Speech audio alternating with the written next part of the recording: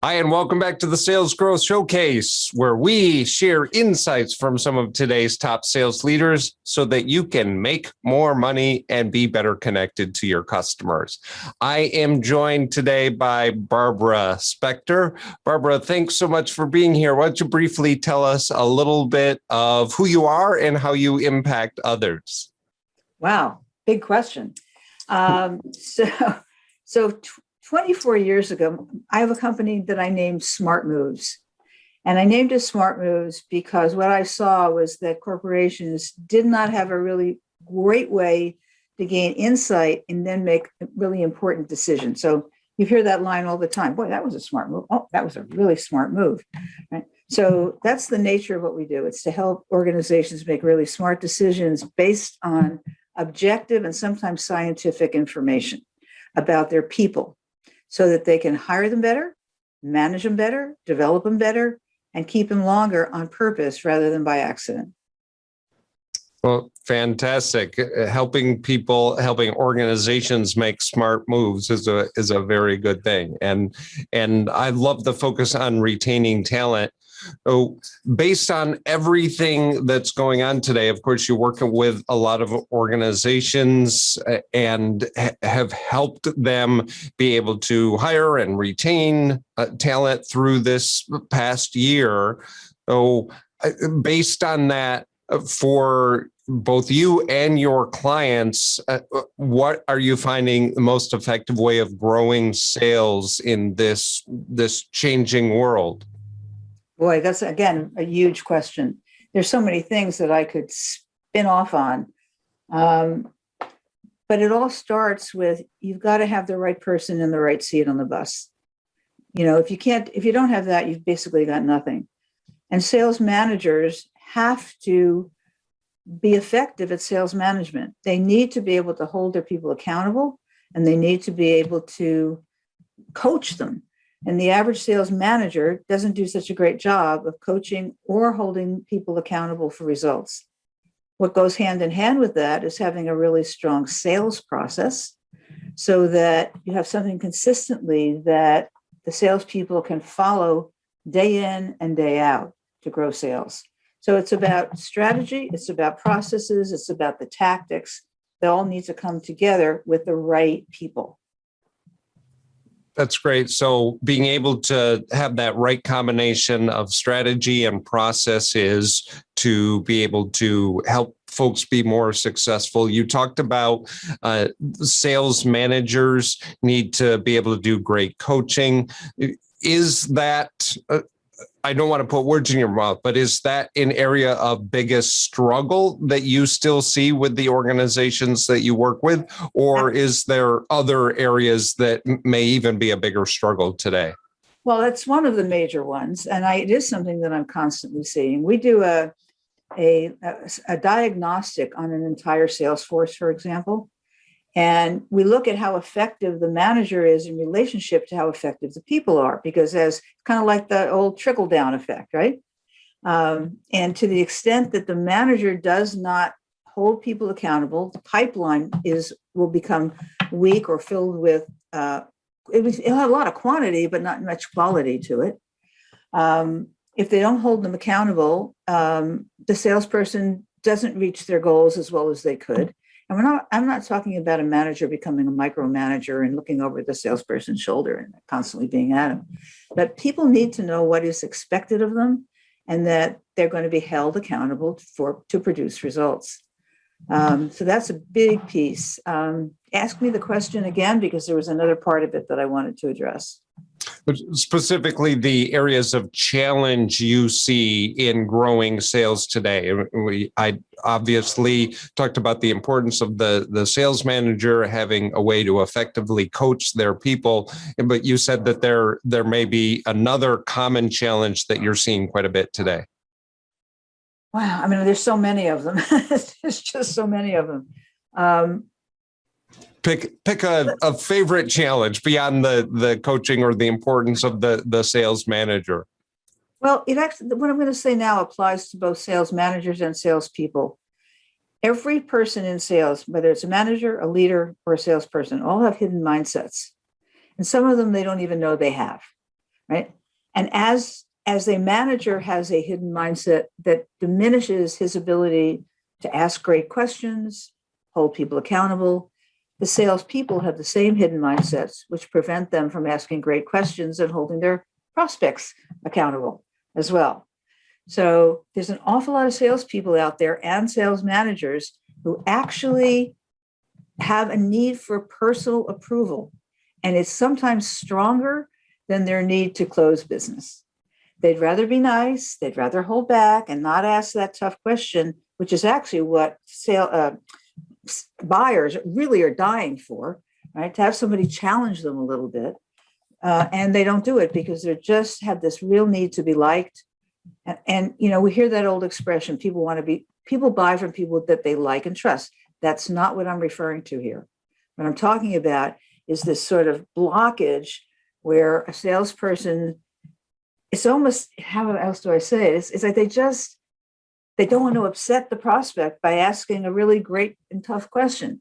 Same thing applies for managers. They don't ask their salespeople the same thing. So that's just one hidden mindset. And there's a whole bunch of other ones. Yeah,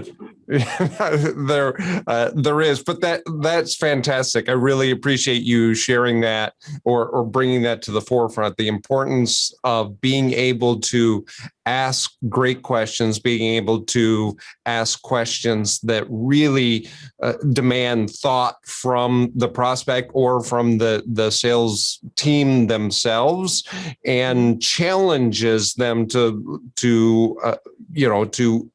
up their game or challenges them to think in a way that they haven't before. Oh, thanks for sharing that. How about let's turn it on the axis 180 degrees. What do you see as the biggest area of opportunity with so much going on with virtual, so much now getting back to work in a different way? What do you see as the opportunity out there? Wow. Salespeople have so much more time on their hands now that they're not traveling from appointment to appointment. So there's an awful lot of opportunity to fill up the day with more quality conversations, for one thing. It's a great opportunity. In addition to that, I just think we really can reach many more people now that we have technology like you and I are using right now. Terrific opportunity as well.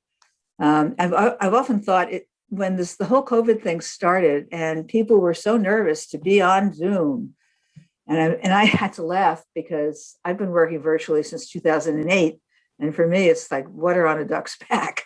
But for a lot of people, this is like stage time, right? And or being on stage, and it isn't any different than being in person. So the opportunity, the other opportunity that, shows itself is being able to become more technologically savvy and do the best with it that we never had a chance to do before. Yeah, I really appreciate the understanding that because we're not traveling as much, that use that extra time to have those great connections with your customers, be able to feel more comfortable using the technology and use it in a way that helps you connect with those that you serve, as opposed to acts as a barrier of this is something I don't understand, or oh, this is new to me, and so I'm going to be really uncomfortable every time I do it. Oh. Right. How about you are being a sales leader yourself, CEO of your own organization, at meeting with customers on a continuous basis? Say you're at an event and you meet a new leader, somebody that is just stepping into a sales director role, VP of sales or something to that effect, and it looks a little nervous, but says, Barbara, I would love, based on your success, I would love one nugget of advice. What is something that you would share with them? Well, that's not a hard one for me to answer. I would say find a company that can do a complete Salesforce diagnostic, because what it will do is shorten down the amount of time it takes you to get your hands around your new sales organization and hit the ground running a whole lot faster. I actually did a a survey with a whole bunch of new sales VPs, not new to sales VP-ness. That sounded not so good when I just said that. But going into a new company, inheriting a new team of salespeople and processes and systems and strategies that they've never worked on before, it is daunting. But there are tools out there that can actually enable somebody to get all that information within about a 30-day window and then start pinpointing where the strengths are, where the gaps are, and begin to really nip away at where the issues are so you can increase top line revenue more quickly. It's the best thing that a new sales leader can do. Absolutely. Great advice. And I suspect that if somebody were to reach out to you and ask you specifically about what tools that you would recommend, perhaps to use LinkedIn to connect with you and send you the question around what tools do you recommend, I bet that you have some thoughts for them that you'd be more than happy to share. I do. But I want to tell you a little story because I think it's important. Please. I have a dear colleague, client, who I've known for at least 20 years.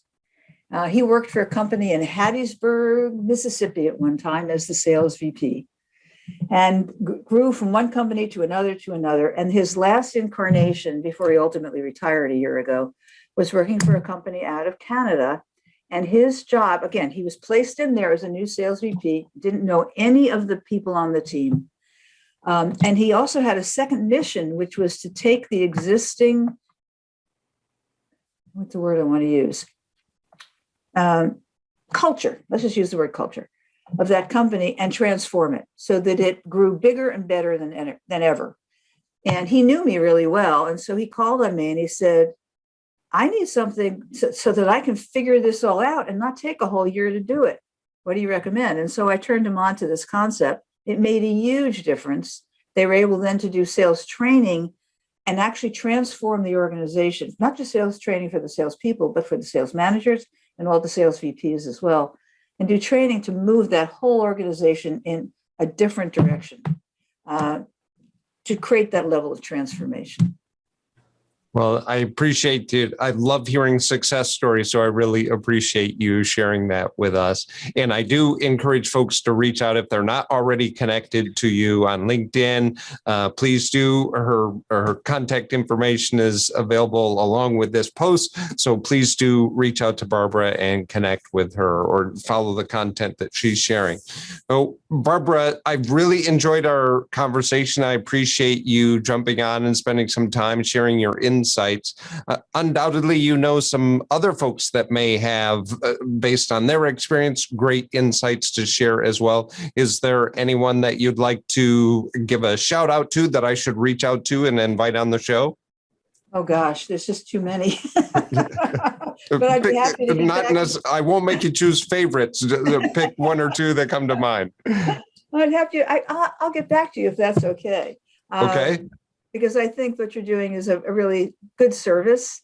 It gives people out there ideas that maybe they never thought about before. But I just need to give it some thought because.